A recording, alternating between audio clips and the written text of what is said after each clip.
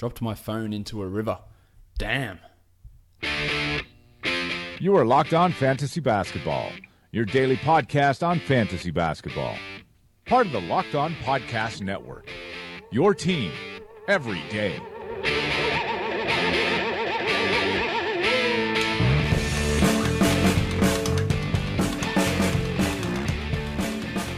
Hello and welcome to the Locked On Fantasy Basketball podcast brought to you by Basketball Monster.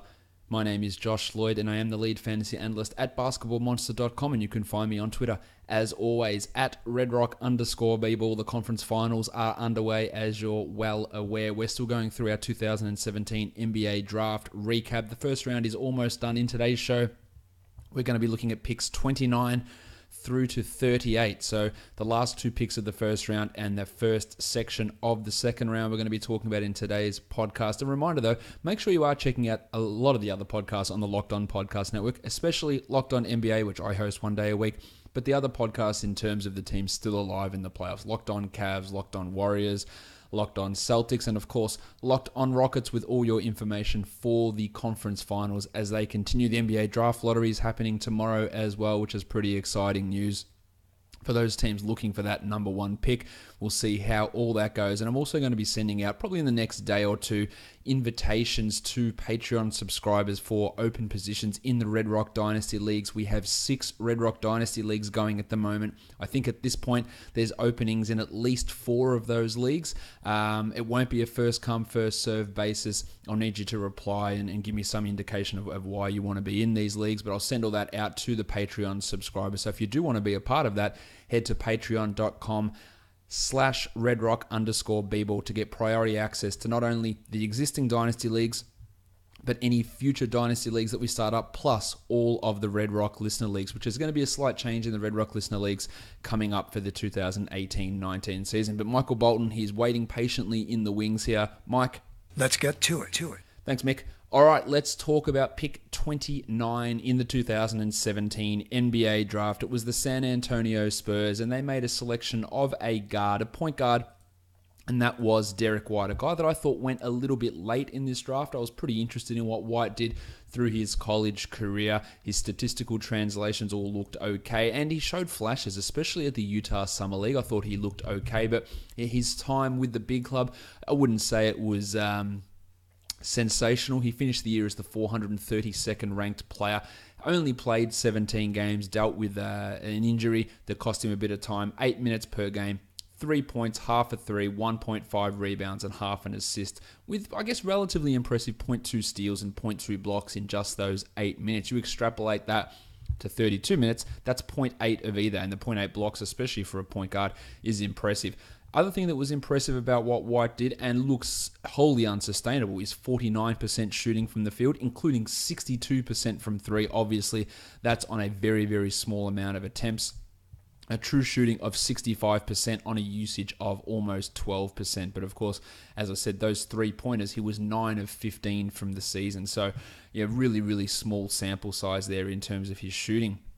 White had a couple of strong games, a couple of double-digit scoring games in the 2018 portion of the season. Back-to-back ones in February against the Suns and against the Warriors. He had 10 points in 12 minutes against Phoenix, 11, 7, and 2 in 28 minutes against the Warriors. And then against the Rockets in March, he had 14 points with 4 triples. So doing it against some high-quality opposition in the Warriors and the Rockets there, so putting up some decent enough numbers, but of course we didn't see a huge amount of him during this season, and the Spurs still obviously have Tony Parker, although it's not a guarantee that Tony Parker will be back with the Spurs, and they've got their starting point guard in DeJounte Murray, who, while he is excellent defensively, obviously needs a lot of work offensively, and maybe White can be a guy that does push him at some point.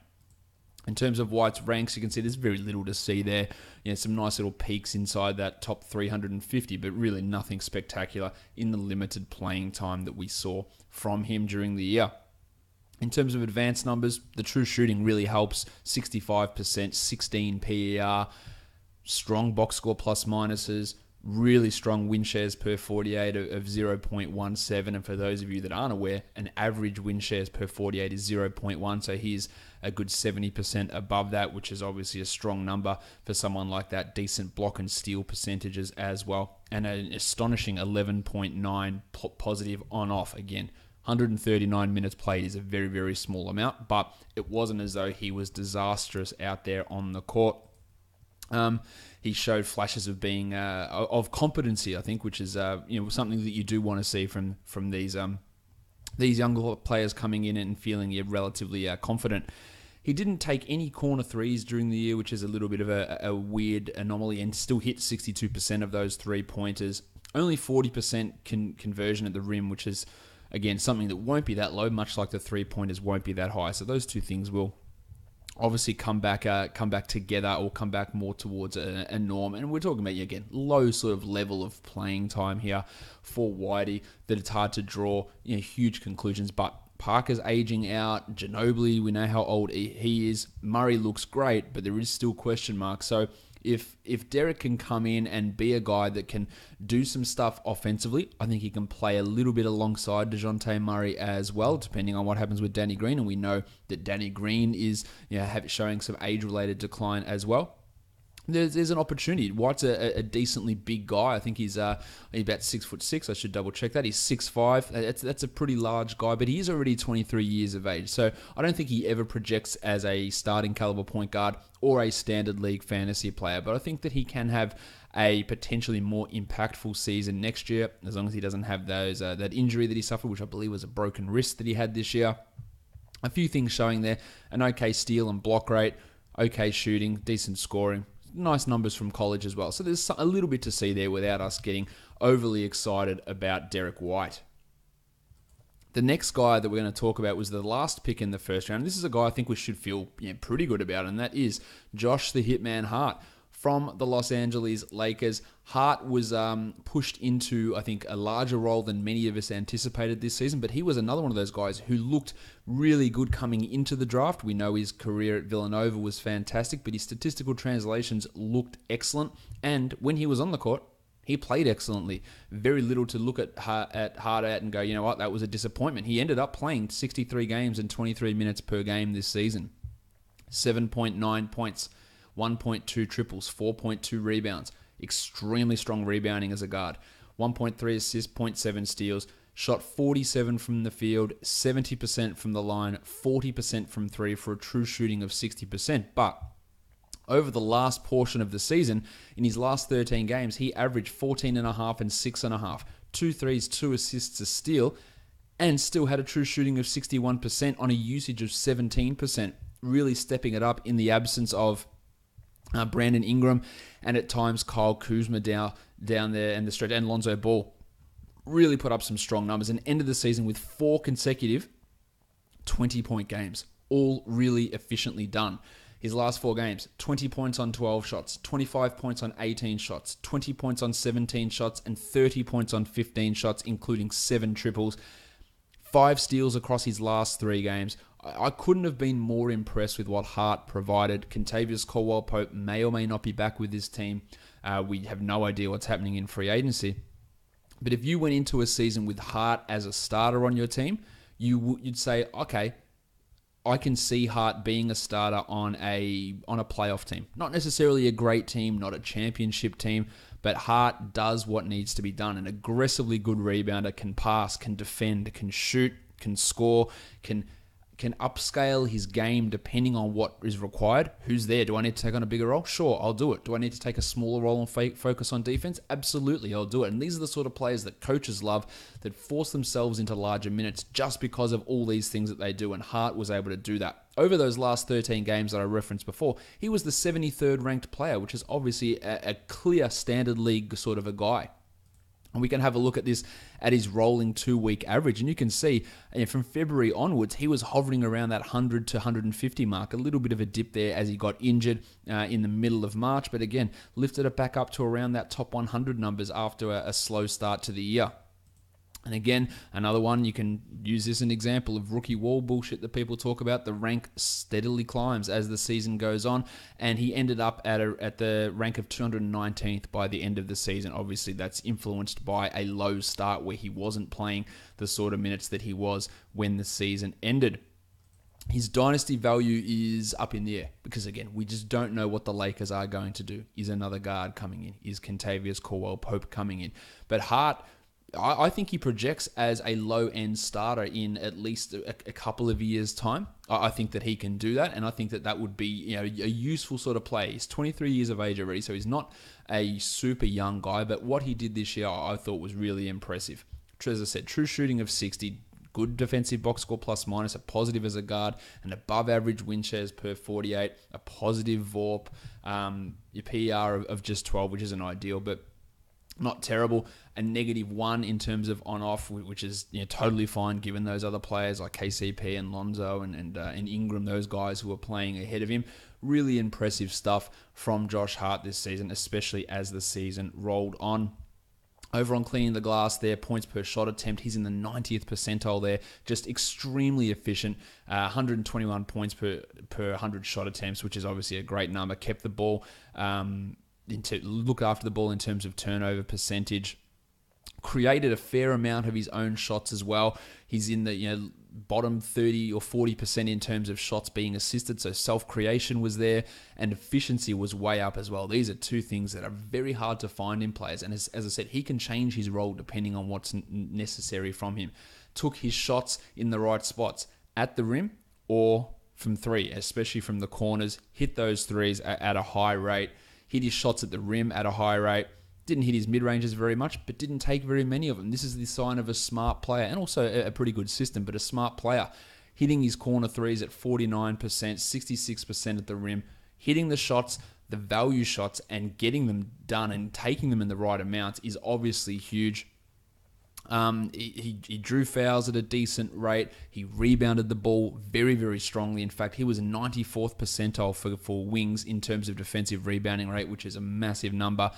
Still does need to work a little bit on that steal rate, which is something that can come up. But I was really impressed with what Josh Hart did this season. And I think that he can have top 100 fantasy seasons in his future. A lot of it is going to... He's not a player who's going to force his way into those situations. There will be players that are better than him around. But if he is in the right spot, there are guys who, if they get 32 minutes a night, they're not even sniffing the top 100. Shout out to Tony Snell. But a guy like Hart, if he's in that spot and he's got a 30-minute role per night, he's easily a top 100 guy. Easily.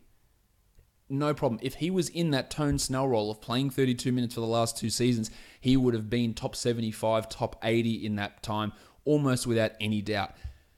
Again, other players coming in will shuffle him around. They'll move him to a 23-minute role, a 25-minute role. He can play the 1, he can play the 2. There's a real lot to like about Josh Hart, and if we were redrafting the 2017 draft, he would go a lot higher than this spot. Great stuff defensively, offensively. Really, for what he was asked to do, very hard to fault much of what he did. Now, upside is probably limited, athleticism, there's all things there. But again, so many indicators that are positive about what the Hitman was able to do this season that Lakers fans should be really happy with this selection. And fantasy owners who do have him in a dynasty league should be happy that I think you can get a couple of top 100 years out of the Hitman, which of course would be a steal for the 30th pick in the NBA draft. Now we're going to move on to the second round. Probably not going to cover these guys in quite as much detail as what we did with those other players. But there is still, especially in this first chunk of the second round, there's a lot of guys to talk about here. The guy that was picked with pick 31 was Frank Jackson of the New Orleans Pelicans. Didn't play a single second all season with a broken foot, so we don't really have anything to say about Jackson. But Rajon Rondo is not a guarantee to return to the Pelicans. Ian Clark may not be back. There's an opportunity for him to come in next season fully healthy. He was highly sought after. Again, the first pick of the second round is a pretty good player. I think that Jackson can actually be a guy that challenges for top 250, top 200 next season.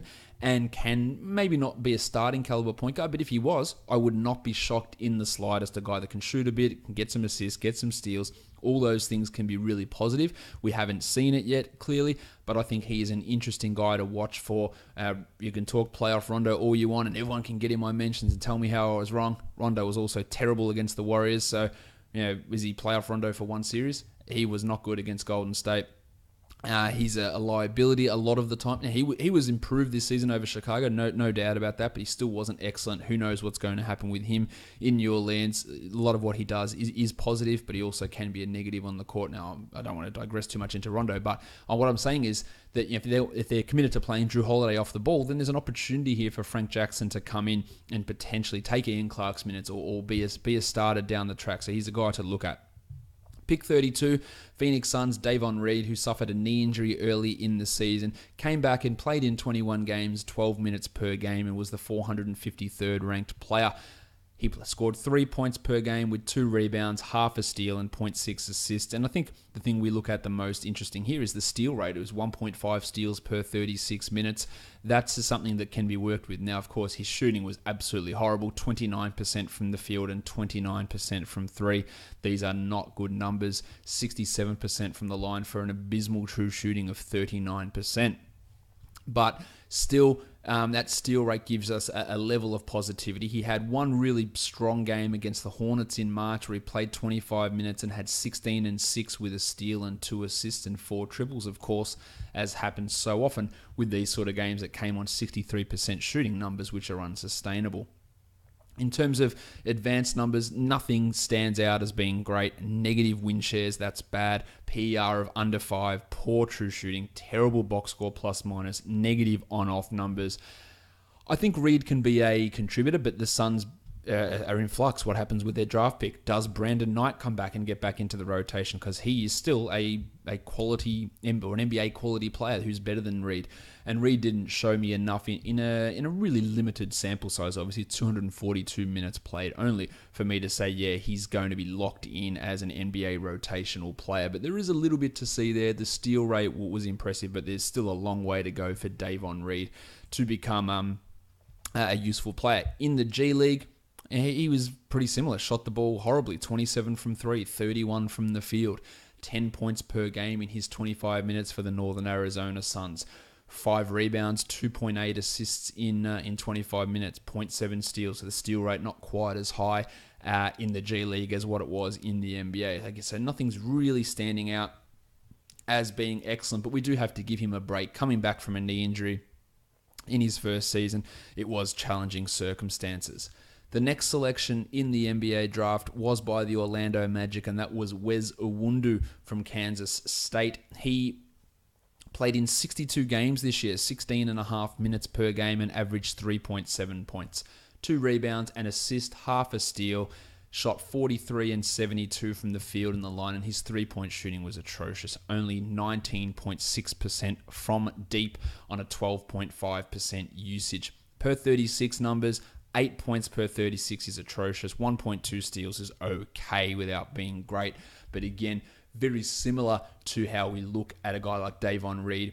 Nothing really stands out here about Iwundu. He played a lot. He got a lot of minutes, but he never really had huge performances that made us stand up and take notice. He had just 3 double-digit scoring games, and they all came on very high percentage shooting, at least 55%. But he had lots of games where he got big minutes. Lots of 20-minute games, 18-minute games. Yeah, started a few games down the stretch. In fact, started the last 7 games of the season.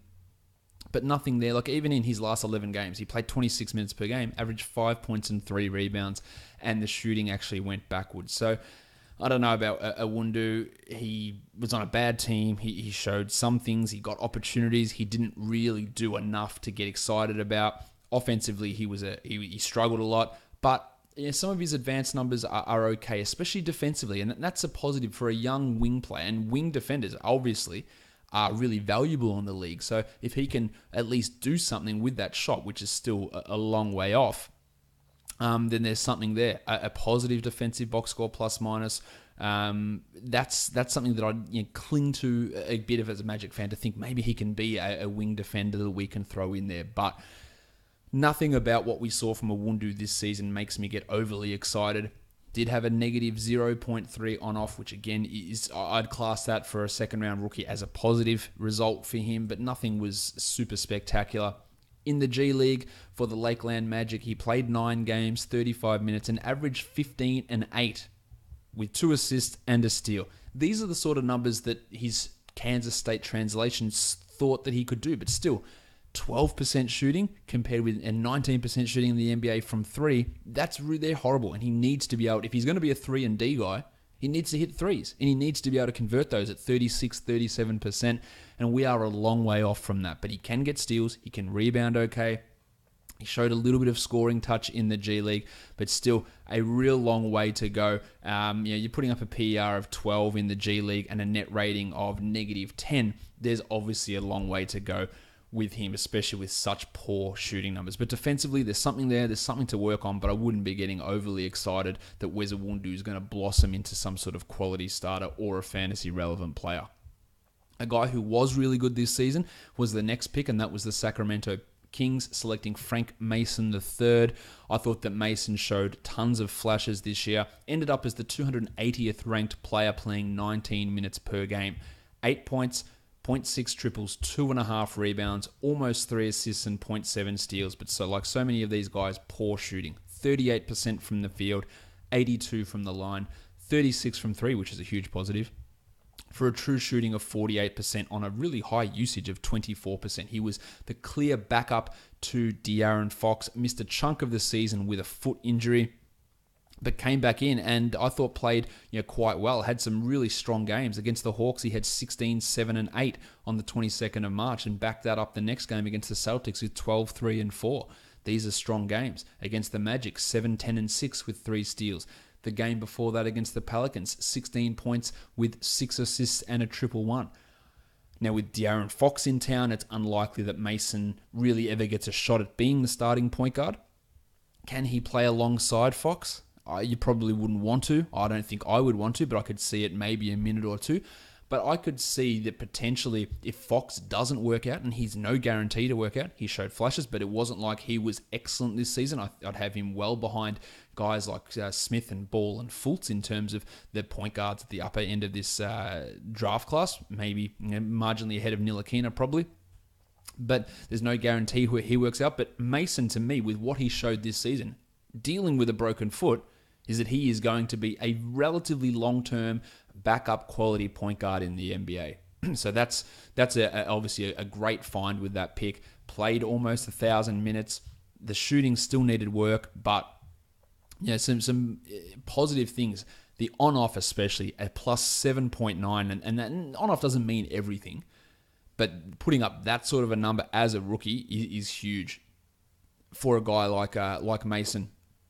Again, needs lots of work on the three-pointers. Needs to be able to finish at the rim a lot better, just 46% at the rim, which is a horrible number. His box score plus-minus stuff is not ideal. Defensively, not terribly, but still not really good in that area. Win shares don't really tell a great story. PER of 13's all right, but there's still a lot of work to go here with Mason. But to me, he solidified himself as being able to be a backup point guard. Probably nothing more than that, but a strong backup point guard for the next 4 to 5 years at least, I would guess. The next guy we look at is Ivan Rabb of the Memphis Grizzlies. Rabb was a guy who probably should have come out of, well, not probably, almost 100% definitely should have come out of college the year before, and he would have gone probably top 14, top 15. Instead, he slid down to the 35th pick in the NBA draft and saw action for the Grizzlies in 36 games, 14 minutes per game, and was the 292nd ranked player. There were positives from Rabb this season. 5.6 points and 4.4 rebounds, 0.4 blocks, shot 57 and 81 as his 2 percentages for a true shooting of 60%. And looking at his per 36 numbers, 14 and 11 is very, very passable. Good rebounding rate, good scoring. Blocks and rim protection and defense probably needs a little bit of work, but there's something to work on there. Coming in with that high of efficiency, being able to hit his free throws at that rate as a big man is an impressive thing for Rabb. Now, I don't believe in JaMychal Green. You've heard me say this many times. Who knows how long Marc Gasol's going to be around in Memphis? Do they draft a big or do they get Luka Doncic in the draft? Yeah, or do they go with a wing? Do they slide down and grab a Bridges? Who knows what they do? But there is opportunity there. Is Jarrell Martin the power forward of the future? Probably not. Is Rab the power forward of the future? Also probably not. But there is an opportunity for him to stake a claim as a backup 4-5. And we saw down the stretch of the season, he put up some pretty big games. Over the last 5 games of the year, he had 16-7, 12-11 with 4 assists and 3 blocks, 8-4 with 2 steals and 2 blocks, 14-8 with a block, and finished the season with a 12-13-4 line. These are very impressive games. He even played some time in the G League and averaged 15-9.5 with 1.7 blocks in only 28 minutes, and the shooting was there again. 57% from the field, 75% from the line, and even hit half of his threes in 0.6 attempts per game. So a lot of these things, which is reminiscent of his freshman season in Cal, was manifesting itself at the G League level and then, to a lesser extent, at the NBA level. So I thought that the Grizzlies would be, or they should be, impressed with what they saw out of Rab. He started 5 games this season, a PER of almost 17, a positive defensive box score plus minus, an above average win shares, and above a positive VORP, a marginally negative box score plus minus, but only negative 1.5, a negative 4 on off. There are things there that were impressive. Still needs to work on other things, but finish at the rim at an impressive level. 46% of his shots at the rim and hit them at 69%. Granted, it's a lot of dunks, but still, you're doing it. You're hitting those dunks and you're getting those shots to go in. And I thought that Rab was impressive, and I can see him maybe not ever having a top 100 season, but definitely I could see top 200 seasons, depending on what happens with Green, with Martin, with Gasol. There is an opportunity here for Rab. He's only 21 years of age. In the next 3 years or so, I could see him being a JaMychal Green who starts and plays 26 or 27 minutes, and if he does that, if he gets to 27 minutes, I could absolutely see him being a top 120 to top 100 player for a season or two, depending on how the team looks. High efficiency shooting from the field, good free throw shooting, showed some decent block stuff, especially late in the season, high rebounding, and good scoring. These are limited, really limited upside, definitely, but enough to say, you give me 25 minutes of Ivan Rab, I think I could use that in 12 teams, probably more 14 teams, but there is something there with Rab, and I think Grizzlies fans would be impressed, albeit in a really shitty part of the season, impressed with some of the things that he was able to do as the season wound down. I'm not saying he's going to be a star by any stretch, but he was impressive. The next selection was a player we didn't see in the NBA. He stayed in Europe, and that's Jonah Bolden of the Philadelphia 76ers. Bolden was very impressive in Summer League. I saw him in Vegas and in Utah, and I was really impressed with what he was able to do. He averaged in 23 minutes per game 1.9 steals and 1.4 blocks at Summer League, 9 points, showed a willingness to take the three, didn't necessarily hit them, but attempted 4.4 threes per game at 31%, rebounded the ball well, but defensively, he was very, very impressive. Over in Europe, he played for Maccabi Tel Aviv in the Euro League, and in the Israeli League, 51 games and 21 minutes per game. 7 points he averaged with 6.2 rebounds, 0.9 blocks and 1.2 steals. Attempted the threes again, didn't really hit them, 29%, 46 from the field and 54 from the line. So obviously shooting is an issue, but defensively, he really can bring it. Steals and blocks, highlight plays, he's a good rebounder. Still needs some work on his strength levels, especially to get some of those rebounds against NBA talent. But he's a guy that, from all indications, will be coming to the NBA next season. So a guy like Amir Johnson may no longer be on the team in Philadelphia, and Bolden could be coming in and filling that role and being a rotation guy pretty much straight away. Will he ever become a standard league fantasy guy? I would say that's probably unlikely at this point, but he could be a Jeremy Grant type of a player that you can look to stream in for blocks and get some steals and maybe hit some threes. That's the sort of guy that I look at Bolden at, and he is probably the number one player who's been drafted who's still in Europe to come across. I think he's a better option than Onjes Pasechniks, who we talked about earlier. Other guys like Nikolai Milutinov from the Spurs, or Nikola Radicevic for the Denver Nuggets. Like, these are guys who have been drafted and are still in Europe. I think Bolden is one of those players who's probably the best one of those, and we're going to see him almost definitely next season in Philadelphia. not in a large role, not in a starting role, but a 14 to 15 minute role per night. He could give you 0.8 blocks and 0.8 steals in that time, and that could actually be bloody useful. If he can get a reliable shot, which he's a long way off. He had a true shooting of 53% for a big man, which is not very good. Decent enough rebounding. Decent enough. PER was good. He had a net rating of +5, which is strong in a strong league. Obviously, in the Euro League, he had a +4 net rating and a PER of 16, the second strongest league in the world, the Euro League, putting up some good numbers. High steal percentage, high block percentage, and those things. If you're turning over steals and blocks, you can be a useful fantasy player, as we've seen so many times before. So Jonah Bolden is someone to really get interested in. You're not starting over Šarić, not starting over Embiid, but he could easily leapfrog Richaun Holmes. He could easily replace Amir Johnson on this roster. There's some interesting things to see with him, so I can't wait to see him joining the NBA next season. The next player, the 37th pick in the NBA draft, was Semi Ojeleye of the Boston Celtics, a 23-year-old ball of muscle, aka brick shithouse. Just looks massive out there and has provided really, really strong stuff a lot of the time that he's been on the court. Now, in terms of his production, he doesn't do a huge amount. I think that's fair to say. He played 72 regular season games in 16 minutes, which is a huge amount for a second-round rookie. 2.7 points, 0.6 threes, 2.2 rebounds, minuscule defensive numbers, shot horribly, 35 from the field, 61 from the line, and 32% from three for a true shooting of 48%. So nothing looks overly spectacular there for Ojeleye, but he provides good defensive numbers. We've seen this through the playoffs, that he's able to play a solid role defensively.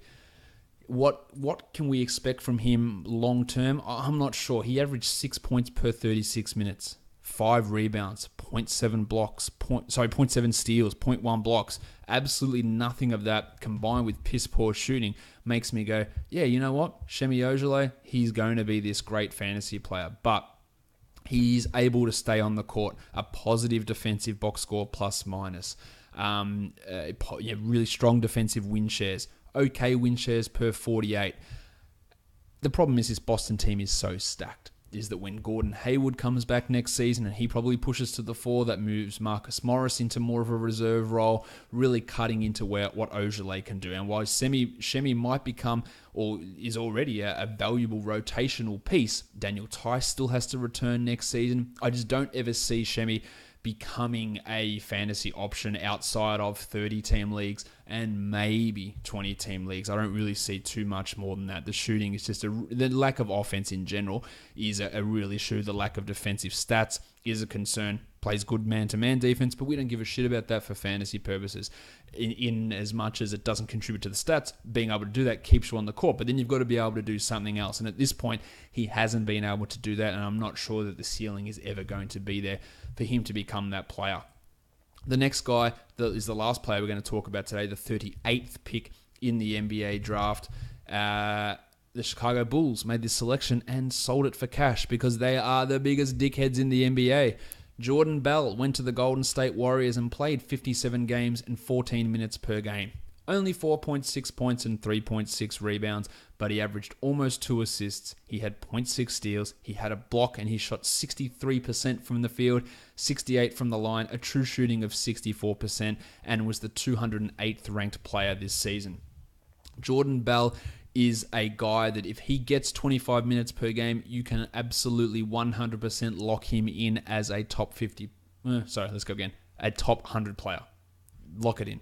He will be a 1.5 block, 1.5 steal, 3 assist, 7 rebound, 10 point, maybe a 3. Hasn't really shown that this season. Maybe he can extend out to that. Maybe half a 3.3 threes. But he is going to be a guy that gives you great field goal percentage. Free throws are an issue, but high steals, high blocks, pretty good rebounding, and surprising assist rates. This season, he averaged 11.5 and 9 per 36 with 4.6 assists, 1.6 steals, and 2.5 blocks, and he was the 19th ranked player in fantasy for per 36 value. 19th. This is how good he can be. Now, he probably will never be a center that plays 36 minutes per game. He might never be a center that plays 30 minutes per game. but he should be a guy that's getting 25 to 27 minutes per game in the next season or two. JaVale McGee might not be back with the Warriors. Kevon Looney almost definitely won't be back. Zaza Pachulia, he may not be back either. There is a real opportunity for Bell to step in and be a starting center or a 25, 26 minute center per game for the Warriors as early as next season. And if that is the case, then he is a top 100 must draft, must own fantasy player. There's still a lot of water to go under the bridge. Kerr has mysteriously not played him through these playoffs. I think they're going to have to do that against Houston. We'll see how that goes in game one. But he showed no hesitancy in starting him during the regular season against Cleveland. If they make it back to the finals against Cleveland, don't be stunned if Jordan Bell is the starting center. He's athletic. He finishes. He blocks shots. He gets steals. He plays perimeter defense. He plays interior defense. He is a player who is set for the modern NBA. And therefore, he should be able to stay on the court. And he racks up stats at an astonishing rate, and that's going to work out really well for you in fantasy. He had a PR of 18 and a true shooting of 64 this year, and a defensive box score plus minus of 3.7, which is a monster number. Massive win shares per 48. His overall box score plus minus was huge. His VORP was massive. His on-off was plus 7.1. His net rating was a plus 12. He was absolutely fantastic in his limited time this season. Still 810 minutes, but it could have been more. Suffered significant ankle injuries, which cost him a lot of playing time and probably cut his momentum down a bit as well, because he was starting to get into pretty significant roles there around Christmas and January, and then suffered those ankle injury. I couldn't be more excited for what Jordan Bell is going to bring in the future.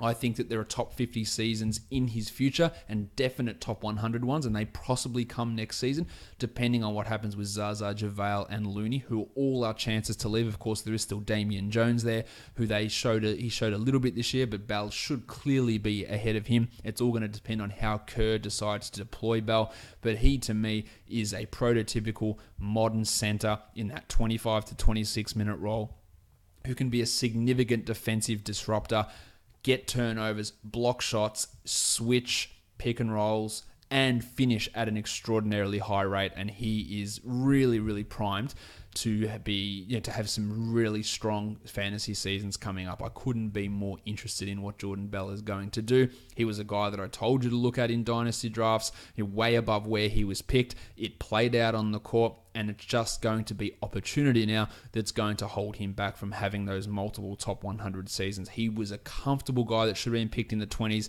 Can't believe that guys like Tyler Lydon and TJ Leaf and DJ Wilson were selected ahead. And Onjes Pashexniks, none of those guys should be any way been selected ahead of Jordy Bell. And we are going to, hopefully this doesn't make me look stupid, but I think he is going to be a significant player in the NBA over the next couple of seasons. And hopefully that begins pretty soon. That does it for today's podcast. We're going to cover another 10 or 11 players in tomorrow's show, second round picks, and then finish off the 2017 NBA draft after that, and then we'll go straight into team previews. I'm going to have Matt Smith coming on to talk Phoenix Suns. Kyle McEwen's going to be coming on. Greg Ehrenberg's going to be coming on, all from Basketball Monster, to recap the seasons of these teams after the draft lottery is done, and that'll take us right into 2018 NBA draft season, where we'll be talking with many draft experts and looking at the draft as it happens. Enjoy the conference finals, enjoy the NBA. Hopefully your team wins the lottery, especially if you are a team that will make the right selection if they get pick one. We'll see who that is. Follow me on Twitter at redrock_bball. Check out the rest of the Locked On Podcast Network, lockedonsports.com, and subscribe to this podcast and leave a review. It is the best way that you can go about supporting this show. Be on the lookout for an email for the Patreon subscribers for open positions in the Dynasty Leagues that are available, and make sure you get those emails into me once I send that information out. We are done here, guys. Thank you so much for listening, everyone. See ya.